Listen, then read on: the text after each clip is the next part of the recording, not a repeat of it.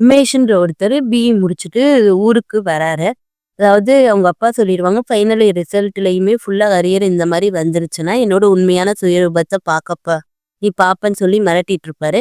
இந்த டயத்துல அவரு என்ன பண்றாருன்னா, நம்ம படிப்பு தான் வரல. நம்ம ஷார்ட் ஃபிலிம் எடுப்போம்ன்னு சொல்லி, இந்த காசு மத்தவங்கட்ட காசெல்லாம் வாங்கி ஷார்ட் ஃபிலிம் எடுப்பாரு. கடைசியில அந்த ஹார்ட் டிரைவையும் தண்ணிக்குள்ள விட்டுருவாரு. ஸோ அவரோட லைஃப் கொஞ்சம் காமெடியா போயிட்டுருக்கும். அவர் எதுலயுமே எப்பயுமே சீரியஸாவே இருந்துக்கிறது இல்ல. படிப்புலயும் சரி, அந்த ஷார்ட் ஃபிலிம் எல்லாத்துலயுமே எதுலயுமே சீரியஸாவே இருக்க மாட்டாரு. அந்த நேரத்துல ரிசல்ட் வருது. எல்லாத்தையும் ஃபெயில் ஆயிறாரு. சரி அப்பாவுக்கு பயந்து, சரி சென்னைக்கு போவோம் நம்ம அப்படின்னு, இந்த பேக்கெல்லாம் எல்லாத்தையும் எடுத்துட்டு சென்னைக்கு போறாரு. சென்னைக்கு போற ட்ரெயின்ல பார்த்தேன்னா, எதுத்த வீட்டு பொண்ண பார்க்குறாரு. எதுத்த வீட்டு பொண்ணு இவரு சீட்டுக்கு பக்கத்திலே இருக்கு. இவரும் ஏற்கனவே கொஞ்சம் இந்த பொண்ண ஃபாலோ பண்ணியிருப்பாரு. இந்த பொண்ணு நெச்சாட்டி இந்த மாரி போகும்போது ஃபாலோ பண்ணிட்டு இருந்திருப்பாரு. அதனால போய் பேச பார்ப்பாரு. எங்க போறீங்க அப்படின்னோனே, நான் மேக் இன்ஃபோடெக் துறைப்பாக்கம் சென்னைக்கு போறேன் அப்படின்னு சொல்லுவாங்க அவங்க. இவரு அடுத்து ப்ளோட் பண்ண ட்ரை பண்ணுவாரு. பட் அந்த பொண்ணு இல்ல எனக்கு தலைவலிக்குது நான் தூங்க போறேன்னு சொல்லி தூங்க போயிரும். அதாவது கட் பண்ணி விட்டுரும். அந்த நேரத்துல இவர் சும்மா இருக்காம, இந்த பொண்ணோட தான் பக்கத்துல நான் போயிட்டுருக்கேன்னு சொல்லி, அந்த ஒரு ஃபோட்டோ எடுத்து ஃப்ரெண்டு பேரு சாஜி. அவருக்கு அனுப்பிச்சு விட்டுருவாரு. அப்புறம் என்ன ஒரு சின்ன பையன்ட்ட ஒரு ஃபோன குடுத்து கொஞ்சம் தூரத்துல இருந்து எங்க 2 பேத்தையும் ஃபோட்டோ எடுன்னு சொல்லுவாங்க. பட் அவன் என்ன பண்ணுவான்னா, அந்த செல்லையே தூக்கிட்டு போயிருவா. ஸோ இவருக்கு செல்லும் தொலைஞ்சு போயிரும். காலையில எந்திரிச்சு பார்த்தா ட்ரெயின்ல இருக்க எல்லாருமே கிளம்பிருவாரு. இவரு அது கூட தெரியாம தூங்கிட்டு இருப்பாரு. சரி நம்ம போய் ஒவ்வொரு டைரக்டர் ஏதாவது போய் ஸ்டூடியோவா பார்ப்போம்ன்னு, ஸ்டூடியோக்குள்ள போனா ஸ்டூடியோக்குள்ளேயே விட மாட்டாங்க. எப்பயும் போல ஒரு 6 நாள் நல்லா சுத்திட்டு ஆ திருப்பியுமே சரி நம்ம ஊருக்கே போயிரலாம். ஏன்னா ஒருத்தர் சொல்லுவாரு, "நான் 6 வருஷமா சினிமால ட்ரை பண்ணியிருக்கேன்." இவர் தான் எதையும் சீரியஸா எடுத்துக்க மாட்டாரே. அதனால இதெல்லாம் நம்மளுக்கு சரிப்பட்டு வராதுன்னு சொல்லி ஊருக்கே போயிரலான்னு சொல்லி ஊருக்கு வருவாரு திருப்பியும். ஊருக்கு வந்தா இவர் பஸ் ஸ்டாண்ட்லேருந்து வரும்போது, ஆ எல்லாருமே இவர் பின்னாடியே வருவாங்க. இவர் எதுக்கு நம்ம பின்னாடியே வராங்கன்னு சொல்லி யோசிச்சுட்டே அப்படியே வீட்டு சைடு போவாரு. வீட்டு சைடு போனா, பக்கத்து வீட்டுக்காரங்களோட அப்பா அந்த டெய்ஸின்ற பொண்ணோட அப்பா என் பொண்ணு எங்கடா? எங்க பொண்ணு எங்கடான்னு சொல்லி இவர் சட்டைய புடிச்சு கேட்க ஆரம்பிச்சுருவாரு.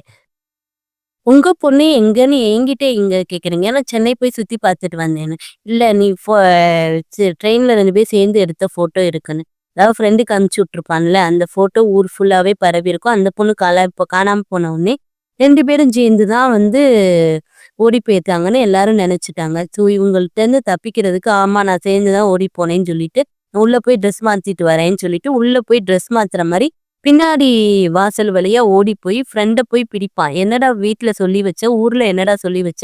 வாடா இப்ப நீயும் நானும் சேர்ந்து தான் போய் சென்னைக்கு அந்த பொண்ண கண்டுபிடிச்சுட்டு தான் வரணும். ஏன்னா என் கூட தான் ஓடி போயிருச்சுன்னு நெனச்சுட்டு இருக்காங்க. வான்னு சொல்லி இவங்க 2 பேர் அதாவது சாஜியும், உமேஷும் சென்னைக்கு திருப்பியும் கிளம்புவாங்க. அந்த பிள்ளைய கண்டுபிடிக்கிறதுக்காண்டி. அந்த தெய்சின்ற பொண்ண. 2 பேருமே ஹாஸ்டல்ல சென்னையில தங்கிட்டு அந்த பொண்ண தேட ஆரம்பிப்பாங்க. அது மட்டும் இல்ல. பேப்பர்ல வந்துரும். என்ன வந்துரும்னா, இவங்க 2 பேரும் பொண்ணுங்கள கடத்தி கடத்தி விக்கிறவங்கன்னோனே, இவங்களுக்கு 2 பேருமே ஷாக் ஆயிருவாங்க. ஏன்னா, இது எப்படியாச்சும் அந்த பொண்ண கண்டுபிடிச்சு தான் ஊருக்கு போணும். வேற வழி இல்ல இவங்களுக்கு. ஸோ, அந்த நேரத்துல இந்த பொண்ணு ட்ரெயின்ல துறைப்பாக்கம்னு மென்ஷன் பண்ணியிருக்கும்ல, அந்த ஏரியால ஃபுல்லா தேடிட்டு இருக்கும்போது செல்ஃபி எடுக்கும்போது அந்த பொண்ணு தூரத்துல இருக்கத பாத்துருவாங்க. ஸோ 2 பேருமே தொரத்திட்டு போனா, ஆனா அந்த பொண்ணு பாத்துருக்காது. அது பேசாம ஆட்டோல ஏறி போயிரும். அந்த நேரத்துல என்னன்னா, ஒரு பைக்காரன இடிச்சிருவாங்க. இடிச்சுட்டு, தைரியம் இருந்தா வாடான்னு சொல்லி ரொம்ப திட்டிட்டு போயிருவாங்க.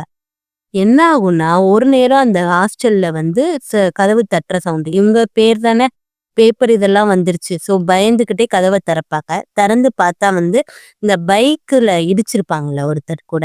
அவரு தான் சொல்லுவாரு, "தைரியம் இருந்தா வான்னேல, என் கூட சண்டை போட்டுட்டு அதான்டா வந்துட்டேன். உங்கள பத்தி விசாரிச்சு பார்த்தேன். நான் ஒரு பிரைவேட் டிடெக்டிவ் தான் வச்சிருக்கேன். நான் விசாரிச்சதுல நீங்க உங்களோட வேலையே இந்த மாரி கடத்தி கடத்தி விக்கிறதானாமே. நீங்க எங்க இருக்கீங்கன்னு சொல்லி குடுத்தா எனக்கு நல்ல வெகுமானம் கிடைக்கும். போலீஸ்ல போட்டு குடுத்துறவா?" அப்படின்னு சொல்லுவாங்க. உடனே இவங்க ஷாக் ஆயிருவாய்ங்க. ஷாக் ஆயிட்டு, "இல்ல சார், இதான் சார் நடந்துச்சு" அப்படின்னு சொல்லி நடந்ததெல்லாம் ஃபுல்லா சொல்லுவாங்க. பட் இவரு நம்ப மாட்டாரு. அது மட்டும் இல்ல. இவர் ஈஸியாவே இவங்கள கண்டுபிடிச்சார்ல. அத வச்சு என்ன சொல்லுவான்னா, சாஜின்றவன், "சார் தயவு செஞ்சு டெய்ஸின்ற பொண்ண எங்களுக்காண்டி கண்டுபிடிச்சு குடுங்க சார். ஏன்னா நாங்க இவ்ளோ நாள் தேடி பார்த்து எங்களால கண்டுபிடிக்க முடியல. ஆனா நீங்க ஈஸியா எங்கள கண்டுபிடிச்சுட்டீங்க. அதனால டெய்ஸின்ற பொண்ணையும் கண்டுபிடிச்சு கொடுங்கன்னு சொல்லி ஹெல்ப் கேட்பாரு. இது உடனே இவர் சொல்லுவாரு, எனக்கு 1,50,000 குடுத்தீங்கன்னா டெய்ஸின்ற பொண்ண நான் கண்டுபிடிச்சு குடுத்துர்றேன்னு. இந்த பிரைவேட் டிடெக்டிவும் 1,50,000 வாங்கிட்டு, அந்த பொண்ணு தானே இந்த மேக்ஸ் இன்ஃபோடெக்ன்னு மென்ஷன் பண்ணியிருக்கோம். கேரளால இருக்க பொண்ணுக்கு அந்த மேக் இன்ஃபோடெக்ன்ற கம்பெனி எப்படி தெரியும்? ஸோ அந்த கம்பெனிக்கு சுத்தி இருக்கிற எல்லா கேர்ள்ஸ் ஹாஸ்டல்லயும் போய் விசாரிக்க ஆரம்பிப்பாரு.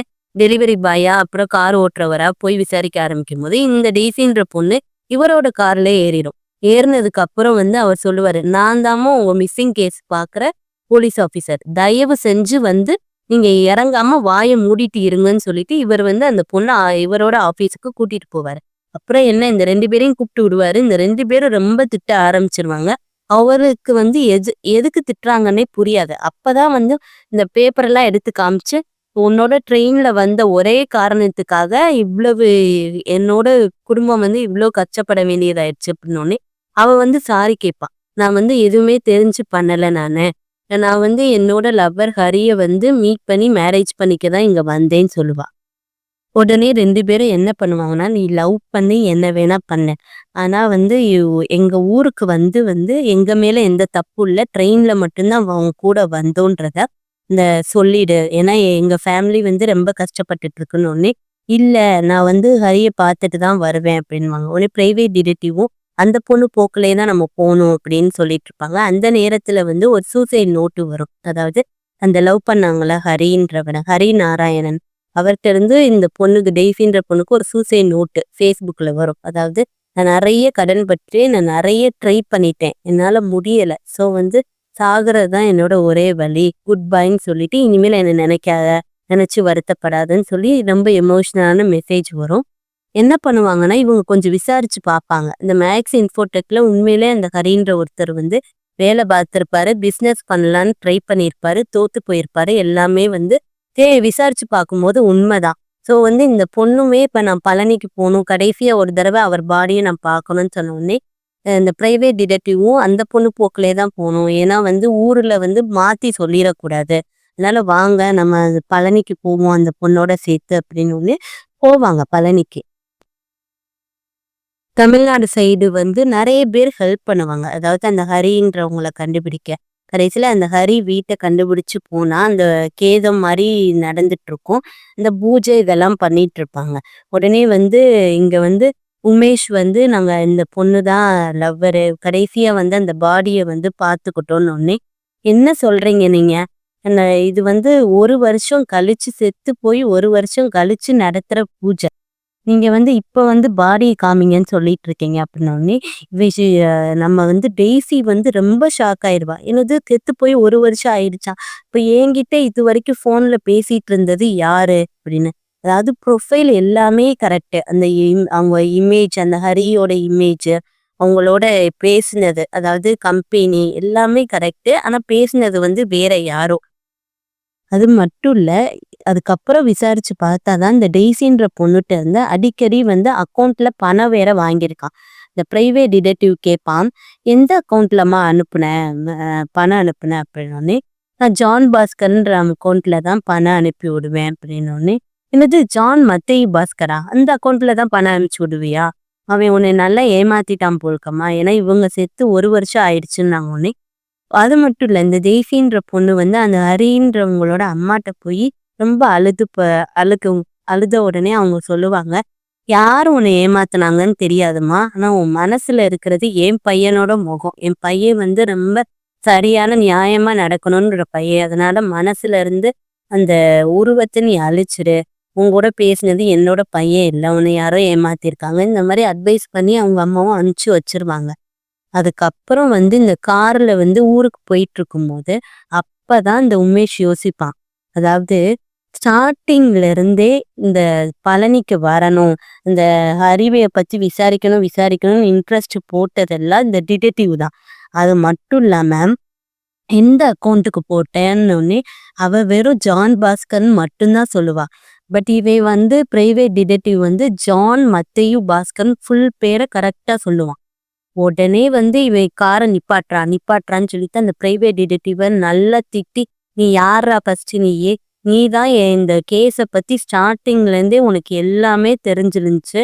அது மட்டும் இல்ல. அந்த ஃபுல் நேம் கூட நீ கரெக்ட்டா சொல்லியிருந்த. ஹரின்றத பத்தி கூட எனக்கு நாங்க சொல்றதுக்கு முன்னாடி விசாரிச்சு சொல்றதுக்கு முன்னாடியே நெறைய தெரிஞ்சிருந்துச்சு. நீ பிரைவேட் டிடெக்டிவ் இல்ல. நீ யாரு சொல்லு அப்படின்னோனே, அப்பதான் அவர் சொல்லுவாரு. அதாவது நான் வந்து சிஐடி.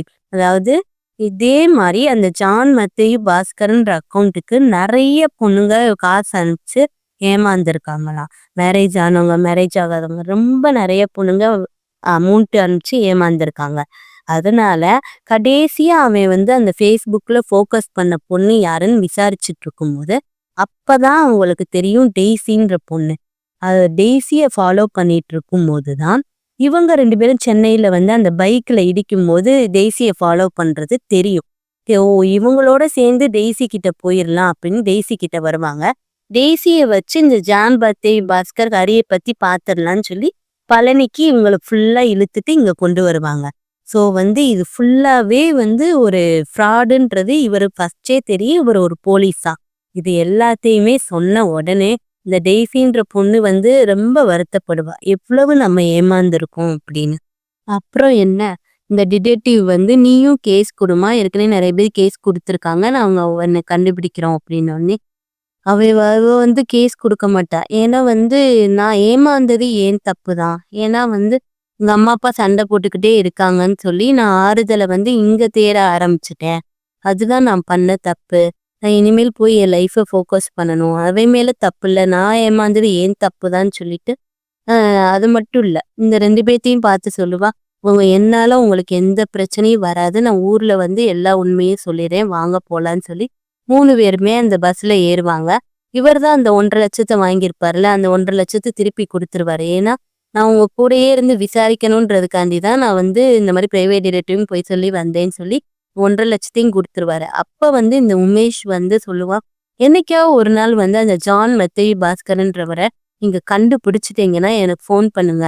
இத நான் ஒரு அடினாச்சும் அடிக்கணும். எத்தன பேரோட பொண்ணுங்களோட லைஃப வந்து ஸ்பாயில் பண்ணியிருக்காங்க அப்படின்னு சொல்லுவாங்க.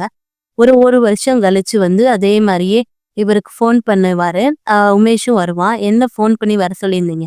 நீ தானே சொன்ன அன்னைக்கு என்னைக்காவது கண்டுபிடிச்சேன்னா கூப்பிடுங்கன்னு. இந்தோ அங்க உட்காந்துருக்கான் அவன் தான் அப்படின்னோனே, என்ன ஆச்சுன்னா, இவங்களா ஒரு ப்ரொஃபைல ஒரு என்ன சொல்றது? ஒரு பணக்கார பொண்ணோட ப்ரொஃபைல கிரியேட் பண்ண உடனே, அவனா வந்து ரெக்வெஸ்ட் குடுத்து பேச ஆரம்பிப்பான். அதாவது போலீஸ் பேசுறது போலீஸ்ன்னு தெரியாமயே பேசி க மாட்டிருவான். அவங்க நேர்ல வாங்கன்னு சொன்னோனே, நேர்ல வந்து அந்த காச வாங்க வந்திருப்பான்.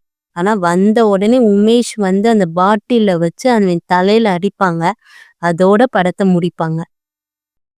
படம் எப்படி இருந்துச்சு? சூப்பரா இருந்துச்சுல்ல. முக்கியமா கேர்ல்ஸுக்கு நல்ல அவேர்னஸ் குடுக்குற ஃபிலிமா இருக்கும். 2015ல ரிலீஸ் ஆன கொஞ்சம் பழைய படம் தான். ஆனா உண்மையிலே நல்ல அவேர்னஸ் ஃபிலிமா இருக்கும் இது.